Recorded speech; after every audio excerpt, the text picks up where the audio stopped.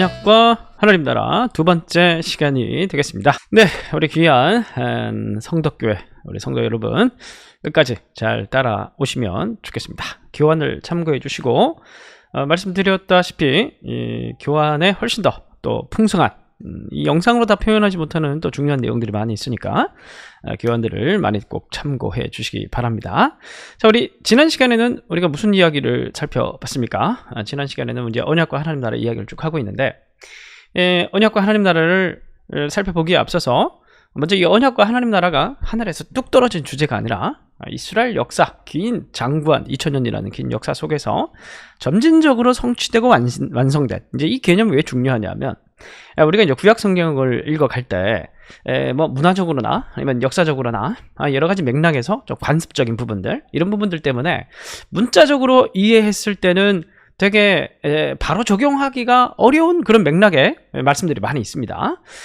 그런 경우에는 우리가 이걸 어떻게 적용하고 해석해야 되느냐 막 그런 이제 문자적 해석을 했을 경우에 심각한 문제가 생기는 경우들이 많이 있는데 그런 것들은 어느 시각에서 우리가 봐야 되냐면 이 성경이라는 책 자체가 가지고 있는 특성이 언약과 하나님 나라가 역사 속에서 시간 속에서 점진적으로 그리스도 안에서 완성되고 성취되는 구조를 가지고 있기 때문에 막 그런 예를 들어서 레위기 율법이라든지 이런 말씀들을 보면 문자적으로 적용을 하게 되면 문제가 생기잖아요. 그럼 뭐 우리가 유대인 같이 그렇게 정결법을 따라서 우리가 뭐 밥을 먹어야 되는 식사를 해야 되는 문제가 생기니까 예를 들면 그래서 이제 그런 부분들이 이제 그리스도 중심적으로 봐야 되는 것이죠. 점진적으로 성취된다는 관점에서 봐야 되는 것이죠. 그런 의미에서 언약과 하나님 나라를 이해하는 게 굉장히 중요하고 또 그런 의미에서 언약과 하나님 나라는 시간적인 점진적 성취 속에서 성취된 개념이기 때문에 먼저 어떤 역사적 흐름이 쭉 장구히 흘러가는가를 먼저 제가 스케치를 지난 시간에 해드리고 그리고 마지막으로 언약의 개념과 하나님 나라 개념이 가지고 있는 어떻게 보면은 아주 가장 기본적인 국어적인 그런 부분에 대해서 말씀드렸습니다. 하나님 나라는 왕 그리고 영토 백성 그 다음에 통치 하실 수 있는 말씀 뭐 이런 것들이 요소로 들어간다 이렇게 말씀드렸고 그 다음에 언약 같은 경우에는 두 가지 있다 그랬죠. 무엇이 있다고 했습니까? 자 한번 해보시죠. 첫 번째, 두 번째, 첫 번째 무조건적 언약. 뭐 하면 무조건적 언약은 무조건 하나님께서 해주신다는 거고 언약 조건적 언약은 너희들이 뭘 하면 내가 뭘 할 것이다. 어떻게 될 것이다. 이제 그렇게 두 가지 요소로 나눠진다고 말씀을 드렸습니다. 이런 기본적인 개념만 여러분들 잘 잡고 들어가도 충분히 성경을 읽으면서 많이 발견할 수가 있습니다. 자, 첫 번째 이제 성경의 중요한 언약들을 이제 디테일을 좀 살펴볼 텐데 여러분들 이제 교환을 참고하시면서 빈칸도 채우시고 자 먼저 에덴 동산 이야기에서 우리가 발견할 수 있는 언약과 하나님 나라 자 먼저 에덴 동산 이야기 우리가 그냥 성경을 쫙 읽어가면 에덴 동산 하면은 아담과 하와가 선악과를 따먹고 하나님께서 먼저 천지 창조하실 때 첫째 날 뿅, 둘째 날 뿅, 셋째 날 뿅, 뿅뿅뿅 하다가 사라지는 막 그런 이야기로 우리가 그냥 스토리만 그냥 하고 지나가 버릴 수가 있는데 그런데 여러분 자 보십시오. 시편 말씀을 보면 잘생긴 제 얼굴이 글자를 가리네요. 시편 95편 3에서 6절 시편 95편을 보면 뭐라고 얘기를 하냐면 여호와는 크신 하나님이요 모든 신들보다 크신 왕이기 때문이로다. 왜 하나님이 크시고 왜 하나님이 왕이시라고 하느냐 땅의 깊은 것이 손에 있고 산들의 높은 것이 그의 것이고 바다도 그의 것이고 그가 만드셨고 육지도 그의 손으로 지으셨기 때문인 거죠. 무슨 말이냐면 하나님이 창조주이시기 때문에 하나님은 왕이시라는 겁니다. 그러니까 왕적 개념, 하나님이 왕이시라는 왕적 개념이 어디서부터 나오냐면 창조부터 나오는 겁니다. 그러니까 창조주 하나님이라는 것은 성경에서 창조주 하나님이라는 것은 무엇을 강조하는 것이냐면 하나님이 왕이시라는 것을 강조하는 것입니다. 고대 맥락에서 생각을 해봤을 때 오늘 우리 현대인이니까 오늘 우리는 군주제가 아니니까 왕의 역할에 대해 잘 모르지만 고대 당시 맥락에선 모든 것이 다 왕의 것이었죠. 왕에게 다 소유권을 일임하는 것입니다. 사람도 마찬가지고 소유도 마찬가지고 싹 다 왕의 것입니다. 왕이 그래서 사실 법 위에 있는 게 또 왕이기도 합니다. 왕의 말이 곧 법도죠. 그래서 왕의 인장이나 왕에 나오는 어명이나 이런 게 군주제에서는 굉장히 중요한 개념이죠. 자, 그래서 에덴 동산에서부터 뭐가 나오냐면 하나님 나라 개념이 나오는 겁니다. 하나님이 창조하는 것 자체가 이미 하나님 왕이시라는 것을 이제 표현하는 것이고, 그러면 그 하나님은 왕이신데 그러면 왕이 뭐가 있어야 됩니까? 앞에서 공부했죠. 왕은 뭐가 있어야 돼요? 영토가 있어야 되죠. 거주하는 곳이 있어야 됩니다. 그러면 에덴 동산 이야기에서 하나님이 거주하시는 곳은 어디입니까? 에덴 동산이죠. 그래서 우리 지난 영상에서 봤듯이 에덴 동산 이야기를 하다가 하나님이 거니시다, 여호와 하나님이 이제 거니시다라는 표현이 나옵니다. 신인 동형론적 표현이라고 하는데, 하나님을 마치 인간처럼 표현했는데 하나님이 마치 에덴 동산에서 살고 있는 것처럼 표현을 하고 있는 겁니다. 왜냐하면 영토기 때문에 그렇죠. 하나님은 왕이시고 그 왕은 어디에 거주하시냐면은 에덴 동산에 거주하는 것이죠. 그러면 이 에덴 동산은 마치 에덴 동산은 왜 다른 게 없는 게 아니지 않습니까? 에덴 동산에는 큰 이 지구를 만드셨는데 지구의 한 부분인 거죠. 그러면 에덴 동산은 하나의 성전이 되는 것입니다. 이스라엘 안에서 성전은 하나님이 계신 곳이죠. 성전이 하나님이 계신 곳이라는 것은 이스라엘은 하나님의 것이라는 거예요. 마찬가지로 에덴 동산에 하나님이 거하신다는 것은 에덴 동산이 마치 성전처럼 묘사가 되는 것입니다.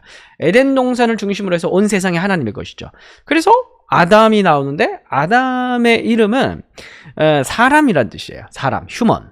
그러니까 물론 이제 아담이라는 것은 어떤 고유한 한 사람이기도 하지만 그 사람은 상징적이고 신학적인 의미로서 전 인류의 대표자인 것입니다. 그래서 아담의 죄가 그 이후에 쭉 이어지는 사람들에게도 그 죄가 영향을 미치게 되는 것이죠.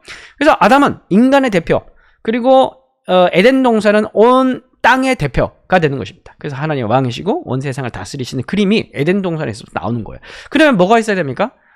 영토 있고 그 다음에 백성 있고 왕이 있으면 이 세상이 막 돌아갑니까? 뭐가 있어야 됩니까? 왕명이 있어야 되는 거죠. 법도가 있어야 되는 겁니다. 그래서 그 에덴 동산 이야기에서 나오는 게 뭐냐면 선악과 이야기, 선악과를 따먹지 말라 라는 말씀이 나오고, 또 어떤 면에서 하나님의 명령이 나옵니까? 백성들에게 사명을 주시죠. 무슨 사명을 주십니까? 온 세상을 정복하고 다스리라는 말씀이 나오고, 그 다음에 에덴 동산을 또 아담을 이끌어서 아바드하고 샤마라라, 이것을 섬기고 지키라, 이것을 정말 청지기로서 이것을 잘 가꾸라, 이런 표현들이 나옵니다. 이게 전부 다 왕명인 거죠. 그래서 거의 이것을 잘 지키면 마지막 창조 이야기는 무엇으로 끝납니까? 제7일에 하나님께서 안식일을 제정하시면서 얘기가 끝나는데, 그래서 결국 이 하나님께서 만드신 이 인간을 하나님께서 자기의 형상대로 지었다고 하는데, 형상이라는 단어가 그때 당시 고대 운동에서 아카도의 잘무라는 단어가 있습니다. 이 단어는 신의 대리인이었던 왕들을 표현할 때 신의 잘무, 신의 형상 이렇게 사용을 했었습니다. 인간을 전부 다 보편적 왕의 대리인으로 삼는 겁니다. 그러니까 인간은 기본적으로 하나님의 대리인, 신의 대리인, 만물의 영장으로 지원받았다는 거예요. 그게 신의 형상이라는 뜻입니다. 기본적으로 인간은 청지기적 사명을 가진 존재라는 겁니다. 기본적으로 왕명 아래 있는 존재라는 것이죠. 이것을 잘 유지를 했을 때 온 피조세계가 안식을 누리게 되는 것입니다. 그런 의미에서 이 세계는 하나님 나라죠.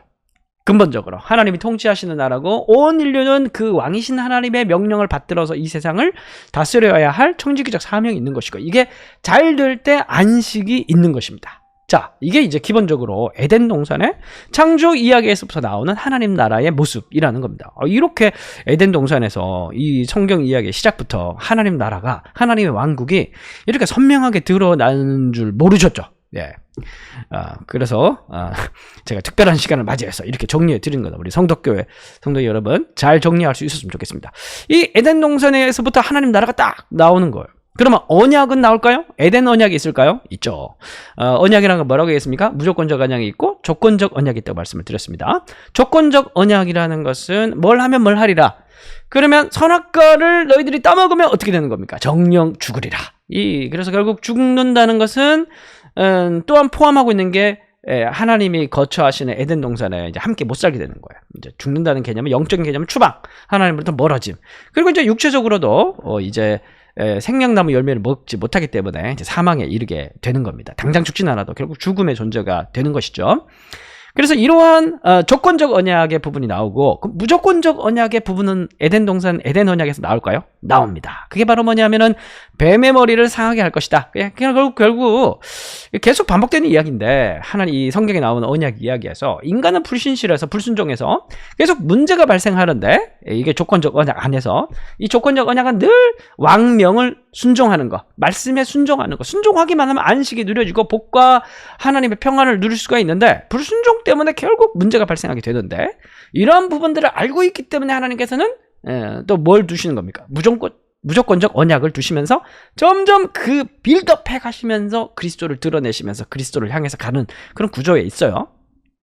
그래서 무조건적 언약으로 무엇을 말씀해 주시냐면, 여자의 후손은 내 머리를 상하게 할 것이요 너는 그의 발꿈치를 상하게 할 것이라. 이제 뱀에 대한 저주인데, 여자의 후손이 이 뱀의 머리를, 결국에는 이 원시적 언약의 모습을 하고 있지만 결국 이 속에서도 장차 그리스도께서 오셔서 여자의 후손으로 그리스도께서 오셔서 뱀의 머리, 이 사탄의 모든 죄의 저주를 끊으시고, 그리고 십자가에 달리게 하지만 발꿈치를 물지만 하나님께서 결국 부활시키셔서 결국 더 높고 위대한 하나님의 왕국을 이루실 것이라는 그 원시적인 언약의 모양이지만은 장차 성취될 그리스도 언약의 모양이 창세기 3장 15절에서부터 나타나고 있는 것이죠. 그래서 사실 이건 약간 선포하는 겁니다.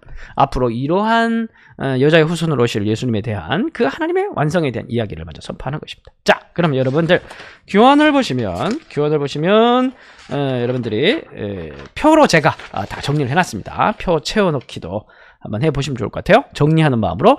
에덴 이야기에는 어떤 하나님 나라와 언약이 나타나 있습니까? 자, 하나님 나라는 백성 땅 통치가 있습니다. 백성은 아담은 인간, 휴먼 이런 뜻이라고 했죠. 온 인류. 근데 하나님은 어디에 거하고 계십니까? 에덴에 거하고 계시면서 마치 지성소와 같이 온 세상의 왕좌에 앉아 계십니다. 그리고 하나님은 어떻게 세상을 통치하십니까? 말씀으로 통치하시죠.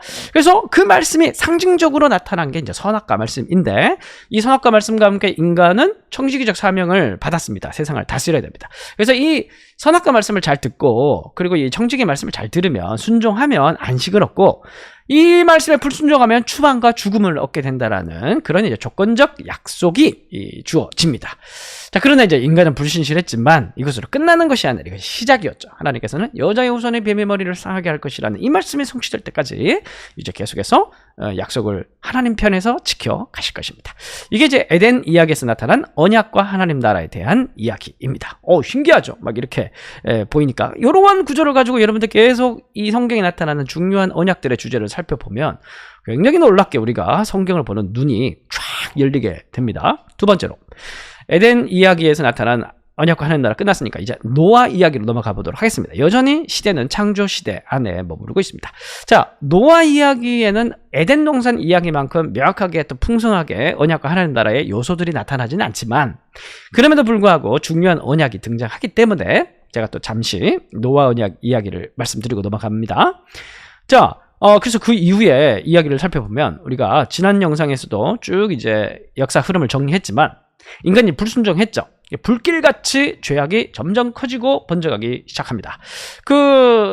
단순히 이제 죄악이 에덴 동산에 추방당한 인간이 뭐 가인 아벨 뭐 이렇게 나타나고 그 이후에 뭐 시간적 맥락들은 생략이 됐지만, 노아홍수 이야기는 엄청나게 온 전 인류에 죄악이 막 확산됐다는 걸 얘기를 하는 거예요.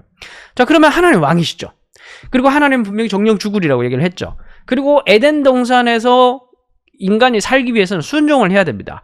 하나님이 만드신 이 세계에 인간이 살기 위해서는 순종을 해야 됩니다. 하나님 말씀에 순종을 할 때 이 땅에서 살 수가 있고, 순종하지 아니하면, 그러면 여러분 창세기 창조 이야기가 시작될 때 먼저 무슨 말씀으로 시작되냐면은 태초에는 천지를 창조하시니라, 이제 수면 위에 성령이 운행하시고 있고 물에 덮여 있는 땅의 모습이 나옵니다. 그러면 이제 창조 전의 상태, 물로 땅을 덮는 상태로 이제 가야 되는 거죠. 추방을 당하는 거, 무태에서 추방을 당하는 겁니다. 그래서 노아 홍수 이야기는 무슨 말이냐면, 너무 죄악이 관영한 나머지 하나님께서 이 인간을 무태에서 살 수 없도록, 땅이라는 건 그런 거예요. 땅이라는 건 하나님의 약속의 매개체인 겁니다. 구약 성경 안에서. 이 땅에서 더 이상 살 수 없게 되는 겁니다. 불순종하기 때문에. 그래서 땅에서 추방하는 거예요. 진멸하는 겁니다. 진멸이라는 것은 단순히 뭐 죽인다는 개념보다 추방의 개념인 겁니다. 이 땅에 살 수 없는 인류가 이제 물로 추방당하는 이야기가 노아 홍수 이야기라고 우리가 볼 수가 있겠습니다. 그래서 결국에는 이것으로 끝나는 것이 또 아니죠. 하나님께서 어떻게 합니까? 무조건적 언약을 맺으십니다. 그래서 창세기 9장을 보면 노아 홍수 이야기 말미에 내가 너희와 언약을 세우겠다 이렇게 분명히 언약이라고 말씀하시죠. 그리고 12절을 보시면 모든 생물 사이에 대대로 영원히 세우는 언약의 증거는 이것이니 무지개를 구름 속에 두시면서 내가 물로 다시는 멸망하지 않겠다 이렇게 약속을 하십니다. 이게 오늘 우리 이야기가 아니기 때문에 쉽게 넘어갈 수 있겠지만 그때 당시 사람들의 맥락에서 봤을 때 얼마나 겁이 나겠습니까? 인류의 타락과 불순종이 이렇게 늘 관영한데 인간이라는 것은 정말 죄라는 것을 숨쉬듯 짓고 살아가는 존재인데 하나님께서 이렇게 맨날 화만 내시고 맨날 멸망시키면 우리가 이거 뭐 살아남을 수 있겠냐? 그런 어떤 고민들이 있지 않겠습니까? 그래서 하나님 미리 약속하시는 거예요. 걱정하지 마라. 내가 노아 홍수 이후에 다시는 이런 방식으로 세상을 멸망하지 않을 테니까 걱정하지 말고 이제 하나님 편에서 뭔가 새로운 이야기를 이제 시작하실 것이라는 그러한 힌트를 주고 노아 홍수가 끝나는 거예요. 그러면서 이제 이 책을 읽어가는 독자들이 그럼 이제 정말 하나님께서 인류는 이렇게 죄악이 많은데 하나님께서 이 세상 끝장나는 거 아니야? 하나님께서 그거 아니다. 내가 이렇게 심판하지 않고 새로운 일을 시작할 건데 그게 뭐냐 하면 이제 9장, 10장, 11장 넘어가면 이제 족보가 나오고 아브라함 이야기가 시작되는 거예요. 그래서 아브라함 이야기를 준비하는 언약이 이제 노아 언약의 맥락이라고 보시면 됩니다. 그래서 아브라함 이야기에 딱 들어가면 이제 시대가 바뀌죠. 족장 시대로 바뀌면서 아브라함이 굉장히 중요한 역할을 하는 겁니다. 이제 앞에 1장에서 11장까지의 에덴 동산 이야기, 노아 홍수 이야기, 바벨탑 이야기, 정말 엉망진창, 이제 정말 심판 외에는 답이 없는 그런 인류의 모습, 그 속에서 하나님께서 이제 새로운 이야기를 시작합니다. 그래서 아브라함을 불러내시면서 보이는 땅을 내가 너와 내 자손에게 줄 것이다 이렇게 얘기를 하죠. 그러면서 제일 먼저 하나님께서 하시는 약속이 뭐냐면 땅에 대한 약속입니다. 그죠? 언약이 이제 나오는 겁니다. 언약.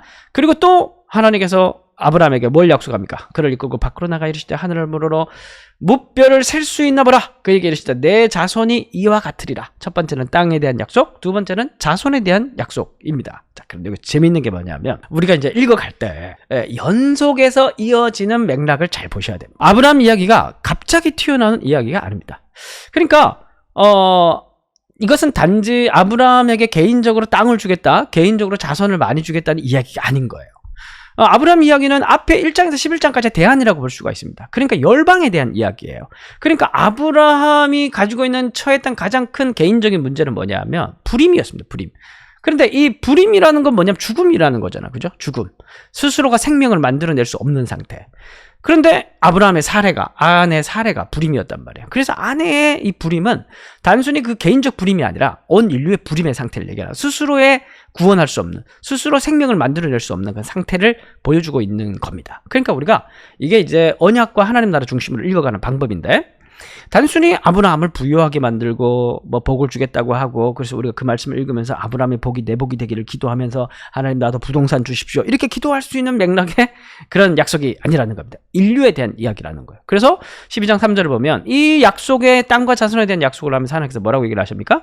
땅의 모든 족속이 너로 말미암아 복을 얻게 될 것이라고 말씀을 하시죠. 그 결국에는 목표가 어딨냐면 땅의 모든 족속이 목표인 것입니다.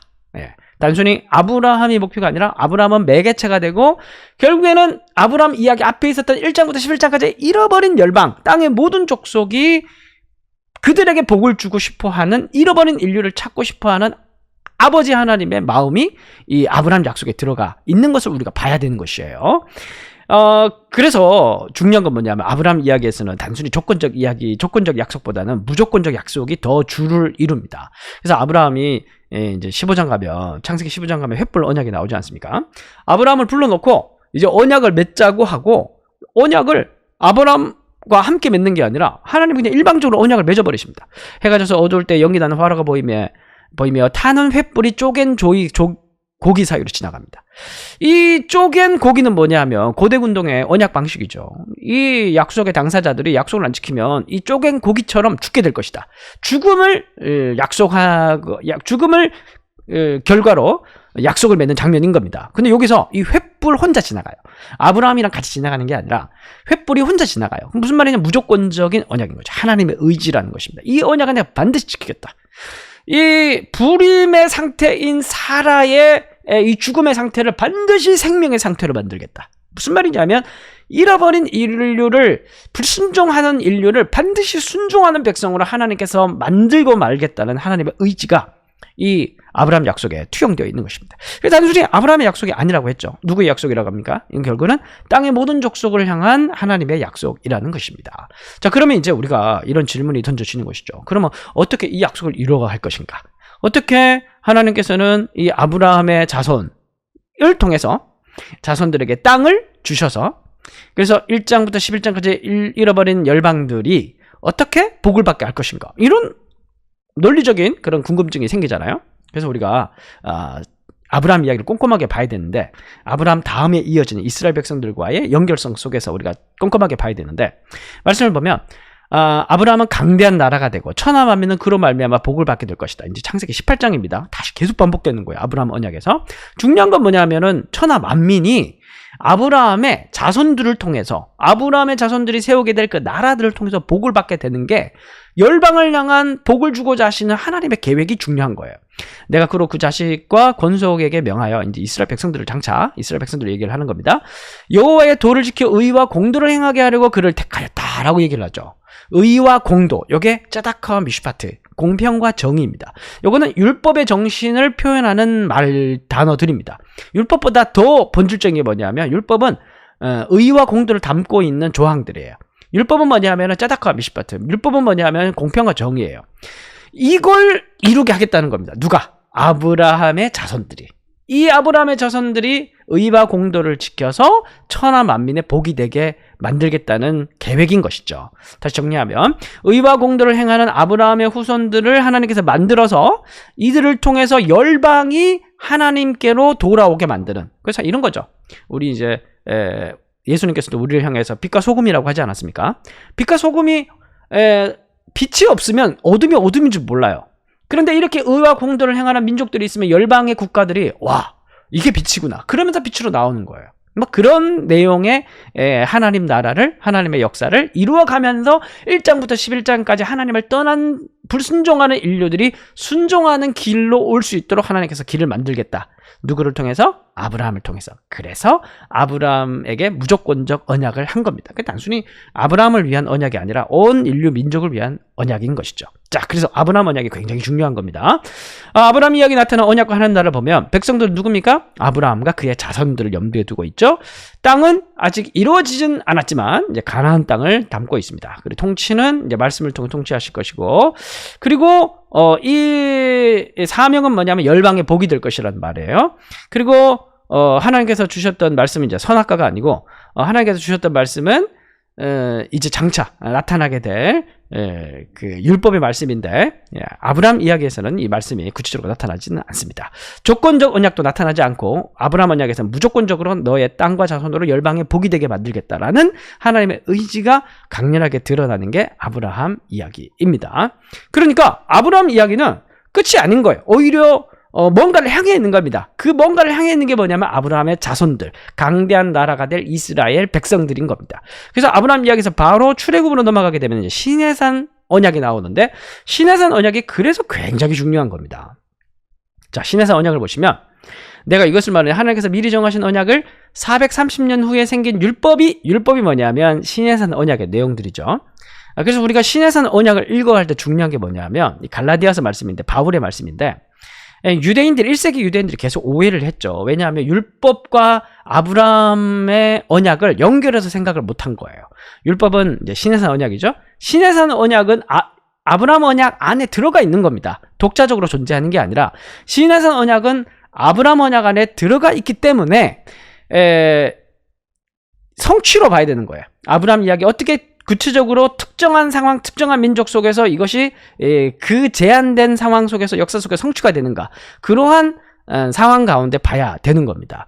그러니까 시내산 언약은 독자적으로 존재할 수가 없는 겁니다. 이 구속사 역사 속에서 봐야 되는 것이고, 그래서 그래서 이제 우리가 레위기 율법이나 이런 걸 보면서 문자적으로 적용하지 말아야 되는 게 바로 이제 그러한 맥락인 거죠.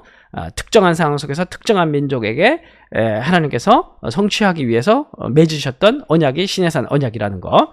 그래서 시내산 언약을 맺을 때 하나님께서 이렇게 얘기합니다. 세계가 다 내게 속하여 너희가 내 말을 잘 듣고 내 언약을 지키면 내 소유 제사장 나라 거룩한 백성이 될 것이다. 그러니까 시내산 언약은 아브라함 언약은 완전히 내용이 무조건적 언약에 가까웠다면 이 시내산 언약은 조건적 언약이 훨씬 더 강한 언약이 시내산 언약이 되는 겁니다. 왜냐하면 특정한 민족이 특정한 역사 속에서 이것을 이루어야 되는 것이기 때문에 그러니까 아브라함 언약과 시내산 언약은 함께 봐야 되는 거예요. 따로따로 보는 게 아니라. 그래서 이게 조건이 들어갑니다. 내 말을 잘 들으면 뭐가 될 것이다. 그러면 뭐가 될 것이냐면 제사장 나라 거룩한 백성 내 소유, 하나님께서 아브라함에게 얘기하셨던 열방의 복이 되리라는 말씀이 이제 이걸로 통치가 되는 겁니다. 근데 그 내용은 뭐냐면 율법을 주셨죠. 그래서 율법을 그냥 결론적으로 율법을 잘 지키면, 왕의 법들을 잘 지키면 그러면 제사장 나라 거룩한 백성 내 소유가 된다는 것입니다.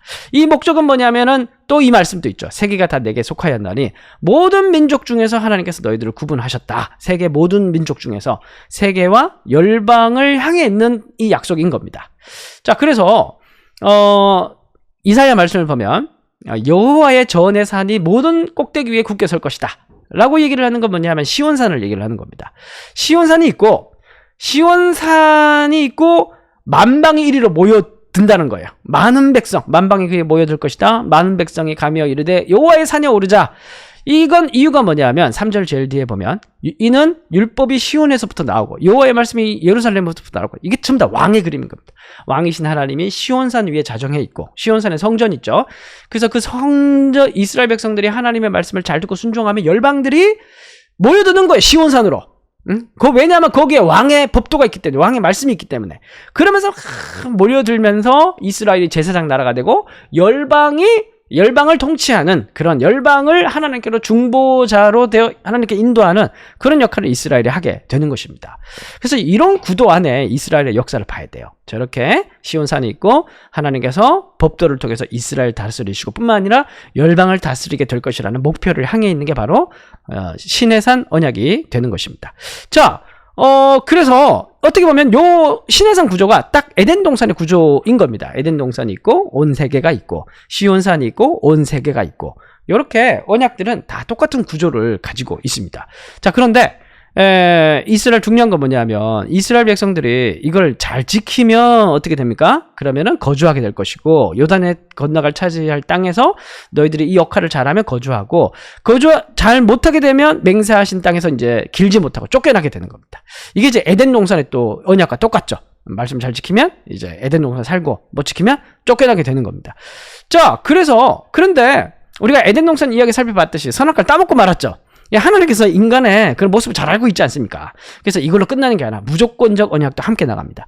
마음을 다하여 쫓겨난 곳에서 쫓겨났지만 거기서 회개하고 돌아오면 포로에서 돌아오게 할 것이라고 신명기 율법에 또 하나님께서 말씀을 해 놓으십니다. 그러니까 시내산 언약도 우리가 모세 오경을 볼 때 전체적인 측면에서 봐야 되는 겁니다. 그래서 회개하면 귀환할 것이라는 무조건적 언약도 들어가 있습니다. 자, 정리를 하면 시내산 언약에 나타난 언약과 하나님 나라를 보면 이스라엘 민족을 향하여서 이스라엘 땅에서 하나님께서 말씀으로 통치를 하시는데 하나님께서 어디 임재해 계십니까? 성전에 임재해 계십니다. 그래서 이스라엘 백성들에게 주어진 사명, 말씀은 뭐냐면 제사장 나라가 돼야 되는 거, 율법을 잘 지켜서 이걸 잘 지키면 거주하고 그리고 잘 지키지 못하면 추방당한다는 조건적 언약을 맺게 됩니다. 근데 무조건적 언약은 또 뭡니까? 너희들 불신실할지라도 그러나 내 편에서 너희들이 회개하면 돌아오게 만들겠다라는 그런 또 하나의 의지를 또 담아줍니다. 시내산 이야기 언약 전체의 전체 윤곽이 이런 윤곽에 있습니다.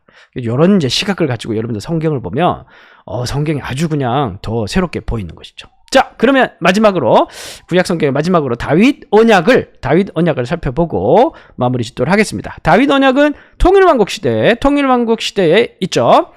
자, 그러면 이스라엘은 과연 어떻게 됐을까? 이스라엘은 정말 그 하나님 언약, 시내산 언약을 잘 지켰을까?